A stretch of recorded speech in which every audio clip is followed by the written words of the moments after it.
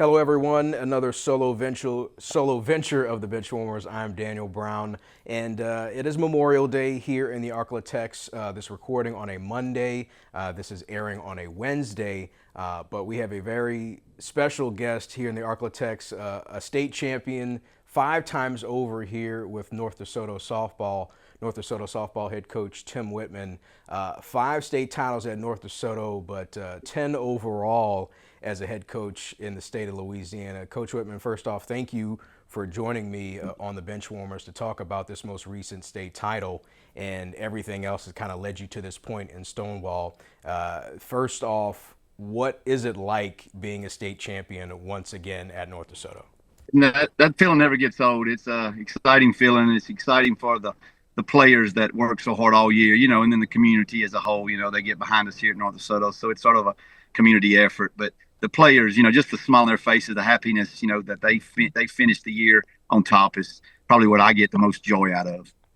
And the opportunity that you have at North DeSoto, you were hired in 2019 with a state championship pedigree coming in. So a lot of expectations to continue the winning ways there at North DeSoto. What was it like going into that environment with the expectations that they have and the expectations that you have for yourself? Yeah, I don't think that any expectations can overcome what I have already expectations for myself. I don't like to lose. I mean, I have lost some games in my lifetime. I've got a few on my record, but it is not something that I really like to do. In fact, I told somebody yesterday that I hate losing more than I like winning. So the expectations are not a big deal for me in that regard. But there are expectations here, but that's a good thing because they expect that, but they also get behind you and support you, and the kids and the parents and all the different things that go into winning are provided for you because they do want to win and they do expect to win, and they know how to do it just based on the fact they know how to support you to be able to do that. And this most recent state title coming in early May, May 3rd on a Sunday, the schedule having to get pushed around because of weather down there in Sulphur. What was it like adapting to that situation? It ended up being not too much different. They made the decision earlier in the week, so it was not a thing where we got down there and then they changed it. They had changed it before, so instead of us leaving on Thursday, which we would normally leave on a Thursday for a Friday and Saturday games, we just left on Friday and played Saturday, Sunday. So our schedule, we stayed one more day here, and we had to adjust that a little bit. But for the most part, our schedule in Sulphur is the same for the whole weekend because of the fact they changed it early enough, and that was a good thing that we didn't have to spend an extra day and make the adjustments in that regard. And in that state championship game, you get a no-hit effort out of a freshman, Macy Cameron. Carson Curtis, if I remember correctly, scores the game-winning run. But that comes back way in the first inning. If you can kind of go through your memory bank of what it was like experiencing that game inning by inning, what was it like when that essentially a nail-biter against Bruley? Yeah, you score that first one, and I thought in the first inning we had some really good cuts. We hit some balls that were really deep. They caught on the fence. Those two doubles that Carson led off with that double, and then Macy ended up hitting a double to score her. But both those balls I thought were going out of the ballpark. Ball was just not flying that day. It sort of stayed in the ballpark, even though we thought they were. And so we felt like after that first inning we were going to still score some more runs. We had good cuts that inning, and we had an idea of our plan. We felt like against that pitcher was pretty good, and so it was not like we thought that was going to be our only run. Then Macy comes out, in the first inning before that, and then in the second inning, and just sort of dominates their lineup a little bit. So we felt good in terms of, okay, good start, but we're going to have to score some runs. We'd talked about going into the game that we were going to have to score 4 or 5 runs, we felt like, and play well to keep their offense. Their offense had been scoring a lot of runs. There hadn't been a lot of runs scored on that pitcher. And so we felt like we was going to have to try to figure out a way to score 4 or 5 runs and do a good job there. So as we got going in the middle of the game, we had some opportunities, just didn't score. In the 5th inning was the inning that I thought that we I maybe had lost it, to tell you the truth. We had second and third with 1 out and had 3 and 4 up in our lineup. And we said, get a fly ball here. We score at least 1 run. I just told one of my former players that I needed 2 or 3 runs in this inning, and I said, okay, here we go. We're going to get these 2 or 3 right here with a good shot. Well, we get bases loaded with nobody scoring on a ground ball, and then we hit into a double play, and so we get out of that inning. We hadn't scored a run, and so when I left that inning, it was like, boy, it was a little uneasy from that standpoint, because usually those kind of things come back to bite you if you don't capitalize on your opportunities. They come back to bite you, and come back. She came back in the sixth inning and dominated. In the seventh inning, had the one fly ball, but for the most part dominated. So we ended up, with the 1-0 held up. But it was definitely some nerve-wracking situations in the middle of that game, especially they had the one inning in the top of the fifth, actually, that they had second and third with 2 outs, and we got out of the inning. And so, there was a couple of plays. She walked 4, even though she threw a no-hitter, she walked 4 and hit 1. So there were 5 people on base. And so it was one of those things where pop up in the infield, went and got a few balls at the fence on foul balls. So, good plays on defense. She didn't strike out as many as she normally does. Normally her strikeout rate, is 14 or 15 in the game. She had only struck out, I think, 7 or 8, I think, in that game. And so a lot of balls had to be put in play and made some good plays, including the last one. We hit the last one. She hit the last one to right field, and my right fielder had to go back, flip her hips one time, and caught it about 2 feet from the fence. So it was one of those things where, good plays on defense. So it was a team effort. Yeah, full team effort to get that victory. As you're watching it develop, how much are you balancing? All right, we're trying to win state here, but you're also hoping for your player, Macy, to finish the game with a no-hitter. To be honest with you, the no-hitter, first of all, I didn't really think about it being a no-hitter till maybe the last part of the game, maybe the 6th and 7th inning. Right. That is even a no-hitter, I guess, because of the walks and the hit batters. I just, people on base. And really, in that situation, in that tight of game, it's not even a no-hitter. And Macy would probably tell you this. She'd give up a no-hitter in a heartbeat if it meant we could win, And so, it wasn't necessarily, we were calling pitches to get outs.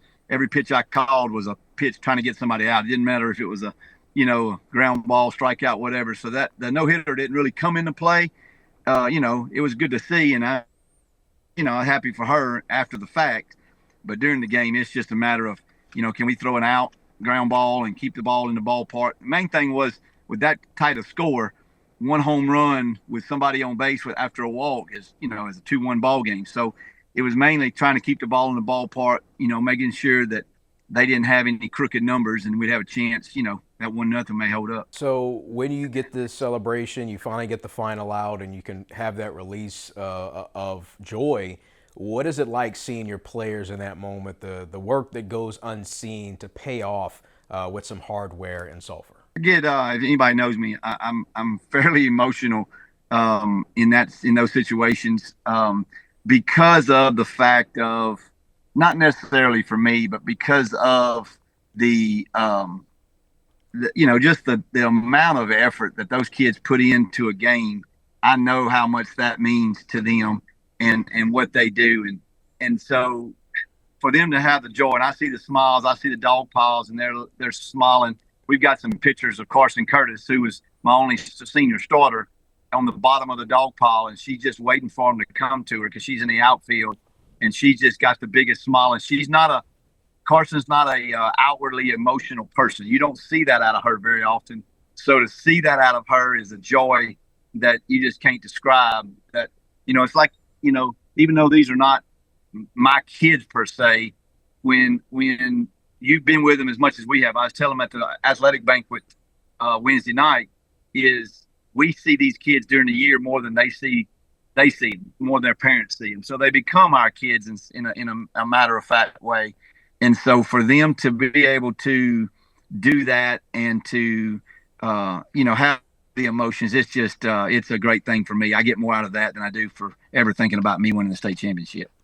And you take me to my next question, Coach, about being a softball coach. In Louisiana, coaches do double duty as, teachers or administrators and things like that. What's it like being Coach Whitman around campus and being a person that not just softball players know you, but somebody on the basketball team or somebody taking science or whatever? What's it like on the day-to-day for you at school? I don't know if it's much different. The one good thing about this place at North DeSoto is, as a whole, as a school, this group is is used to winning. Football goes to the finals, and loses in the finals. Last couple of years, our wrestling team is amazing. Baseball's won a state championship last year, and got deep in the playoffs. And so, it's just a culture. It is a situation where the whole school as a whole, academically, in the arts, in the athletic world, all of those things, we want to be successful and they want to win. And so it's a group, it's a family atmosphere. We're known, but I mean, I don't know if it's known. Half the kids in my class probably, maybe don't even pay attention to sports, and they're not even. They probably have to ask me when I get back to school the next week, "Hey, Joe, win?" Because just sometimes there's kids that just are involved in other things. But as a group, we're a small, even though we're 4A, it's a small type atmosphere at school, and so we know each other, support each other, exciting about it. I'm happy just to be a part of winning, but also just be a part of North DeSoto High School. And part of that championship culture is, I'm sure, getting rings as well, working on number 5. I'm assuming the design, how much input do you have in that at the start of the year? Is that in the process now? How's the ring design looking? Yeah, we've got the rings design now. It's just a matter of raising the money for the kids. We try to get in a situation where we want them all paid for, where the kids don't have to, or the parents don't have to come out of pocket to pay for those rings. We have them designed. When you get in that situation, you get about 20 emails the next day saying, "Hey, we'd like to design your rings." So we don't have a shortage of people wanting to do that. But we had a company that we used last year that we liked, so we went back with them, and we've got a pretty good design. We feel good about it. It's just a matter of fact, next week we're going to start, doing the fundraising to raise, money for that, or whatever, because it's about, each ring is about, for each kid is about $320 or so. So it's, it's a pretty big expense when they've done a lot of expense all the way through the year. So we try to reward them by trying to figure out a way to pay for those, raise money and pay for those through the community. And we'll do that next week. And I don't know how much of an off season that you have. What are you doing for time to, maybe take away from softball, or is softball all the time? What's kind of the next steps for you after the season is over? Yeah, I don't have many hobbies. I'm not, just don't have them. We are off, gave them off to June the 8th, actually an extra week off. We're making some changes at the school. We're going all turf with all our baseball and softball fields, and we're building a new batting cage, expanding it from 30 by 90 to 70 by 100. And so it's a lot of good things, but it's, so we gave them an extra week just to sort of get all that logistics going. But I'll go on vacation Saturday, actually going to the British Virgin Islands. All excited about that, just relaxation for about a week. And then when he gets back, it'll be back to the grind. I tell them all the time, we say this all the time, that the championships that we've won here and probably everywhere I've been, we win them in June, July, August, the fall, the summer and the fall. In January and February, you're just basically fine-tuning and playing games. You've put in the work. You've lifted weights. We're hard in the weight room. We're Olympic lifting, getting stronger, working on our agilities, our speed work, our speed training with our footwork, and all of that stuff goes in the summer and the fall. And so we'll get after June 8th, go 3 days a week, spend some time there with some softball skill, but mainly it's the weight room and the agility side of it that makes, gets us better and gets us prepared for the season. And we'll get back in the groove and get after it and try to work for the next one. Well, your plan's been working in terms of how you prepare a team for a season, 10 state titles. When did you know that you wanted to be a softball head coach? Those are some funny stories. I got into coaching because of football. I played football in high school. My former high school football coach had moved to the school that I was student teaching at my first year at Pineville High School. And the first year I helped with track in the spring. I started in January, and the next that summer, that fall, I have a PO in my box from for softball, and so I just take it out of my box and I bring it. Herbie Smith was our AD, our football coach, and I brought it to him and said, "Hey, Herbie, this is in my box, whatever." He said, "Oh no, you're the new softball coach," and that's how I started being a head softball coach. I had not been an assistant. I'd really not been around the game of softball. Played baseball, but never been in the game of softball. He had played fast pitch softball and coached baseball at Northwestern. So his support system was, he said, "Hey, I will help you get started. I'll help you. Don't worry, I'll help you. Well, he came to tryouts, and that was the last time he ever showed up at the softball field. And so, it's just one of those things where I just, if I'm going to do something, I'm going to do it as hard and best I can. And so I went to clinics. I bought, at that time, we were buying DVDs like crazy. And that's where they had all the coaches had DVDs out. And I bought DVD. I got a DVD collection now. I don't have a DVD player to play them, but, just all the different things and just going to clinics and learning on the fly. My first year at Pineville, we were 500. Struggled a little bit with 500, and then I hadn't had a losing season since. Now, that's not all on me. That's some great athletes through the years, and then we won the 3 state championships at Pineville, and then I went to Louisiana College, and then came back to Ouachita. But didn't really know that I wanted to be a softball coach. But to say that, I have learned to love it. I love the sport. I watch it now. Even my fiance the other day with College World Super Regionals were on, and me and one of her daughters wanted to watch, and they wanted us to go to the other room. They didn't want to watch any more softball, but I just, it's just in my blood, and that's what I do, and always trying to learn as much as I possibly can, even now. So about 2 minutes left, Coach. I know you say you don't have any hobbies. I'm assuming watching softball may be one of those hobbies. How much do you look forward to watching that college atmosphere at the Women's College World Series in Oklahoma City? Man, the game has gone to new heights. The athleticism in the game and all that kind of stuff. It's just a fun to watch the great athletes that are playing this game now, and the amount of work that goes in behind it in terms of the techniques and all the different things that at one time baseball did and softball didn't. Now this game is, the video and all the technology. It's just amazing. So I enjoy this time of the year. I don't watch a lot during the year just because I'm playing myself, but this time of the year it's a fun time just to sit there and watch those great athletes play on the field and see the fight back and forth. So you don't have much opportunity to be a fan, I guess, when watching, softball or baseball. But if you had your choice of food at a ballpark, what are you grabbing from the concession stand? Man, I'm old school hot dog man. I going to all the major league parks. I had a friend of mine that played in the majors for years, and we'd go to all his things. And I'm still a big hot dog guy. I'm not a nacho fan at all. Little hot dog, little ketchup, mustard, and I'm all over that with with a big old soft drink. I can do that every time. Coach, that's a great combination. That's usually my go-to, a hot dog, maybe a cold adult beverage, depending on the venue that I'm at. I try to get to a baseball stadium if I'm in a major city. So definitely am with you on the hot dog and all of that. So about 30 seconds left, Coach. Just want to thank you again for joining us on the Benchwarmers here on a Memorial Day. I want you to enjoy your vacation coming up in the British Virgin Islands, because I know you're going to get back after it in June with those players and work on another state title there in Stonewall. But once again, Coach Tim Whitman, thank you for joining me on the Benchwarmers. Appreciate it, and appreciate all the support you do for our athletic department. All right. Coach Whitman of the North DeSoto Lady Griffins, 10-time state champion in the state of Louisiana, but 5 overall with the North DeSoto Lady Griffins.